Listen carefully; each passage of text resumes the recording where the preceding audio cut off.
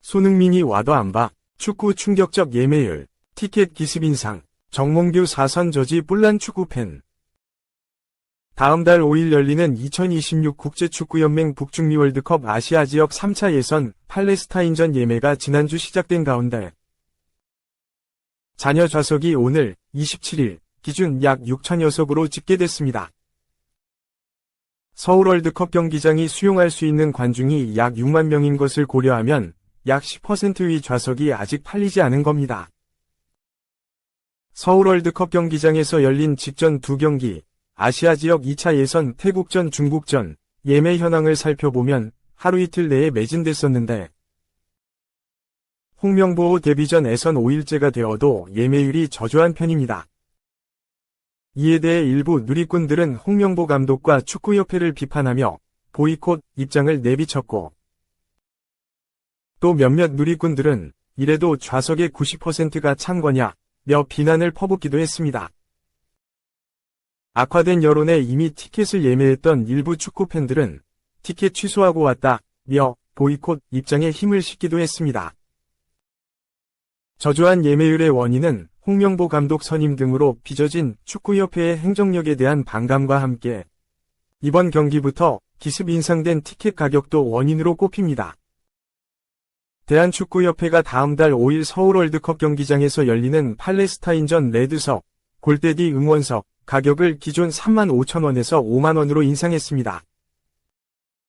대한축구협회는 코로나 사태 이후의 물가 상승률을 제대로 반영하지 못했다는 판단하에 티켓 가격 인상을 결정했고 이에 대해 붉은 악마 응원단에도 사전 협조를 구했다고 밝혔습니다. 하지만 붉은 악마 측과 협의했다는 축구협회 측 입장과는 달리 붉은 악마 측은 사전 협의가 전혀 없었고 일방적 통보였다고 반박한 바 있습니다.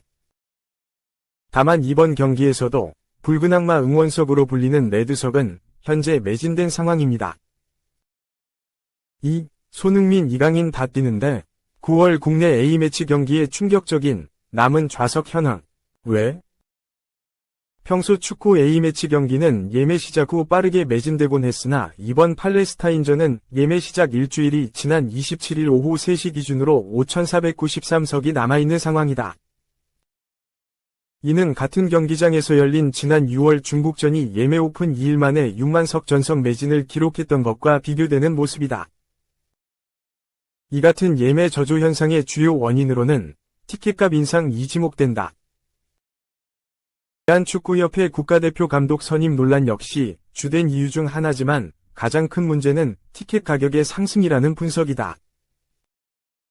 축구대표팀 공식 응원단, 붉은 악마가 모여 응원하는 레드석의 경우 35,000원에서 5만원으로 43%나 인상됐고 가성비석으로 불리던 2등 석 S구역과 A, B구역도 각각 1만원씩 오른 5에서 7만원으로 책정됐다. 반면 최고가석인 프리미엄 테이블석 35만원, 이나 1등 석 S구역 18만원, 최저가석인 3등석 3만원은 기존 가격을 유지하고 있다. 이 같은 티켓값 인상은 스포츠 경기뿐만 아니라 최근 열린 유명 가수의 내한 공연에서도 영향을 미쳤다. 14년 만에 내한한 세계적인 래퍼 카니에 웨스트의 공연에서도 빈 좌석이 많이 보였다는 점이 화제가 됐다. 경기 고양종합운동장에서 열린 그의 공연은 치열한 티켓팅이 예상됐으나 공연 당일에도 2,000석 정도가 남아있었고 현장에서는 2층 빈 좌석이 눈에 띌 정도였다. 과거에는 좋아하는 가수나 배우, 선수의 공연이나 경기에 돈을 아끼지 않던 소비자들이 이제는 가격에 민감하게 반응하고 있다. 특히 10만원대 후반에서 20만원대에 이르는 티켓값이 보편화되면서 부담을 느끼고 보고 싶은 공연이 여러 개라면 그중 하나만 선택하는 상황이 늘어나고 있다. 워터밤과 어깨를 나란히 하고 있는 여름 대표 콘서트 사이에 흥벅쇼는 기본 약 16만원으로 학생 할인을 적용해도 13만원이 훌쩍 넘는 금액이다. 아이돌 콘서트 역시 평균적으로 일반석 약 15만원, VIP석은 약 20만원 선으로 주요 고객층인 10대와 20대가 지불하기에는 다소 부담스러운 금액이다. 실제로 지난 5월 개최된 NCT 드림의 고척 스카이돔 콘서트는 평균 15만 4천원 19만 8천원이었다. 수도권 공연을 관람하기 위해 지방에서 오는 팬들은 티켓값뿐 아니라 교통비, 숙박비 등을 추가로 지불해야 하기에 훨씬 더 큰 금액을 부담할 수밖에 없다. 팬덤 경제라 불리던 공연 산업과 스포츠 직관 문화가 티켓값 인상 속도를 소비자들의 구매 욕구가 따라가지 못하면서 소비자들은 이제 가성비를 따져 문화생활을 즐기려는 경향이 뚜렷해지고 있다. 전문가들은 이러한 현상을 티켓플레이션이라고 부르며 코로나 이후 티켓값 상승이 눈에 띄게 나타나고 있다고 분석했다. 공연이나 경기 관람이 필수 소비재가 아니기 때문에 소비자들은 이제 온라인으로 관람하거나 값이 낮은 차선책을 선택하는 등 문화생활 비용을 줄이려는 움직임을 보이고 있다. 3. 홍명보호 의리축구, 비판의 김판곤 감독, 울산 선수 5명, 밖에 안 뽑혀. 오히려 적다고 생각, 현장 인터뷰.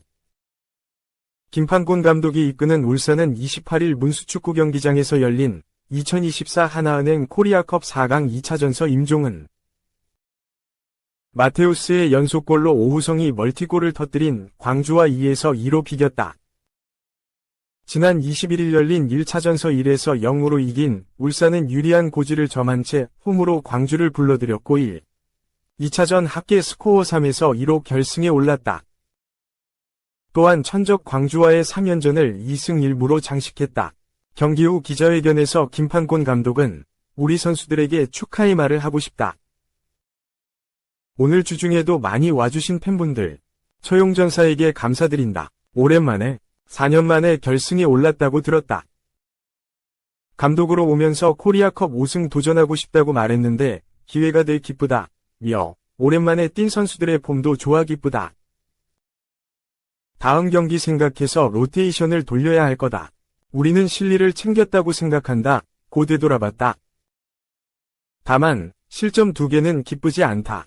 우리가 반성하고 더 발전해야 할 부분이라고 생각한다. 우승하고 싶고 아시아 축구연맹 AFC, 챔피언스리그, ACL에서 더 좋은 결과. 세계 클럽 월드컵에서 좋은 결과를 가져오려면 이번 경기에서 배우고 성장해야 한다. 고 아쉬운 점도 지적했다. 울산은 이번 9월 A매치를 앞두고 조현욱, 김영권, 이명재, 정우영, 주민규까지 총 5명의 선수가 차출됐다. 이를 두고 홍명보 현 대표팀 감독이 울산 시절 지도했던 선수들을 뽑은 이른바 의리축구 아니냐는 비판도 나오고 있다. 이에 대해 김 감독은 오히려 5명밖에 안 뽑힌 거 아닌가 라고 반문한 뒤 몇 명 더 가야 할 선수들이 있다고 생각했다. 당연히 우리는 리그 2연패를 한 팀이고 ACL 우승에 도전하는 팀이고 우리나라에서 가장 좋은 선수들이 와 있는 팀이기 때문에 난 오히려 5명이 적다고 생각했다. 고 말했다. 이어 우리 선수들이 높은 목표를 세워야 한다고 생각한다. 계속 울산에만 있으면 힘드니 대표팀에 가서 또 배우고 성장하고 리프레시하고 와서 다시 하자고 말했다. 선수들이 많이 빠져서 조직력이 안 좋아질 거란 걱정은 안 된다. 오히려 아쉽다. 더 많이 뽑혔어야 한다고 생각한다. 대표팀의 공헌에 월드컵 최종 예선에서 좋은 결과를 갖고 오는데 상당한 역할을 해줬으면 좋겠다는 생각이라고 더 많은 선수가 대표팀을 경험해야 한다고 주장했다. 상대팀 광주에 대해서는 여전히 좋은 팀이라고 느꼈다. 이정효 감독이 정말 팀을 잘 만들었다. 선수들 훈련이 잘 돼 있었다. 오늘 보여준 모습을 보며 우리도 배웠다. 징크스에 초점을 두지 않았다. 내가 운다고 이길 수 없고 화를 낸다고 이길 수 없고 사정해도 이길 수 없는 게 축구다. 우리 경기력 향상에 초점을 뒀다. 광주가 가장 잘하는 공격 전개를 막고자 했다. 프레싱이 좋은 팀이라 이 팀을 대상으로 득점도 해야 되고 이런 부분에 집중했다. 고 평가했다. 이어 계속 발전하는 부분에 있고 적응해 나가는 부분에 있어서 경기 모델에 적합하게 경기 플랜을 짜고 들어갔을 때 지난 경기들이 상당히 우리 플랜대로 잘 됐다. 4에서 0이 나와도 이상하지 않은 찬스들이 많았다. 우리가 앞으로 더 좋은 팀으로 높은 곳으로 가려면 경기력이 좋아져야 한다는 얘기를 많이 했다고 말했다. 리그와 코리아컵 우승에 도전하고 있는 상황에 대해서는 처음 왔을 때 말했던 것처럼 코리아컵 우승, 리그 우승, ACL 결승 도전하고 싶다. 갈수록 더 좋아질 거라 생각한다. 조금 더 욕심내고 내가 하고 싶어서 되는 게 아니고 선수들에게 너희가 하고 싶은 걸 최대한 도와주고 밀어주겠다고 했다. 너희가 하고 싶으면 더 강력한 팀이 될 거라고 했다. 선수들의 반응도 괜찮았다. 좋은 모습들, 어려움을 이겨내려고 하는 모습들이 나왔고 조금 더 경쟁적인 팀으로 가는 부분에서 선수들의 긍정적 반응이 있기 때문에 그렇게 갔으면 좋겠다고 기대했다. 오랜만에 기회를 받아 득점까지 터뜨린 마테우스에게는 극찬을 건넸다.